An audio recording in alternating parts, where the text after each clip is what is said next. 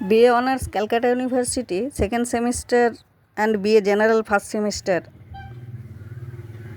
একই সিলেবাস। দর্শন এবং শিক্ষার সম্পর্ক। দর্শন এবং শিক্ষার মধ্যে একটি অবিচ্ছেদ্য সহবাস্থানীয় সম্পর্ক রয়েছে। দর্শন শিক্ষার লক্ষ্য, মূল্যবোধ এবং নির্দেশিকা নীতি কেন এবং কী এগুলো প্রদান করে। অন্যদিকে শিক্ষা হলো সেই দার্শনিক ধারণাগুলির ব্যবহারিক প্রক্রিয়া এবং বাস্তবায়ন কিভাবে, যা দর্শনকে গতিশীল এবং শিক্ষাকে উদ্দেশ্যমূলক করে তোলে। মূলত দর্শন পাঠ্যক্রম, শিক্ষাদান পদ্ধতি এবং লক্ষ্যগুলিকে রূপ দেয়, নিশ্চিত করে যে শিক্ষা লক্ষ্যহীন নয় এবং শিক্ষা দার্শনিক তত্ত্বগুলিতে প্রাণ সঞ্চার করে, বাস্তবে সেগুলি পরীক্ষা করে এবং পরিমার্জন করে। দর্শন কিভাবে শিক্ষাকে পরিচালিত করে?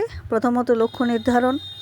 দর্শন জীবনের চূড়ান্ত লক্ষ্যগুলিকে সংজ্ঞায়িত করে, যা পরবর্তীতে শিক্ষার লক্ষ্যে পরিণত হয়, যেমন আত্মোপলব্ধি, সামাজিক অবদান। পাঠ্যক্রম গঠন করে। দার্শনিক ধারণাগুলি কোনো জ্ঞান মূল্যবান এবং কোনটি শেখানো উচিত তা প্রভাবিত করে, যেমন অপরিহার্যতা, চিরন্তনতা। 3 নম্বর হচ্ছে পদ্ধতি নির্ধারণ করে।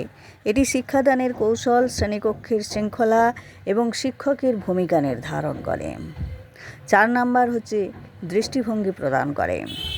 এটি শিক্ষকদের শিক্ষাগত সমস্যাগুলি বোঝার এবং প্রগতিশীল সমাধান তৈরি করার জন্য একটি কাঠামো প্রদান করে। শিক্ষা কিভাবে দর্শনকে প্রভাবিত করে? দর্শনকে জীবন্ত করে তোলে। শিক্ষা বিমূর্ত দার্শনিক ধারণাগুলিকে বাস্তব এবং কার্যকর করে তোলে। পরীক্ষার ধারণা।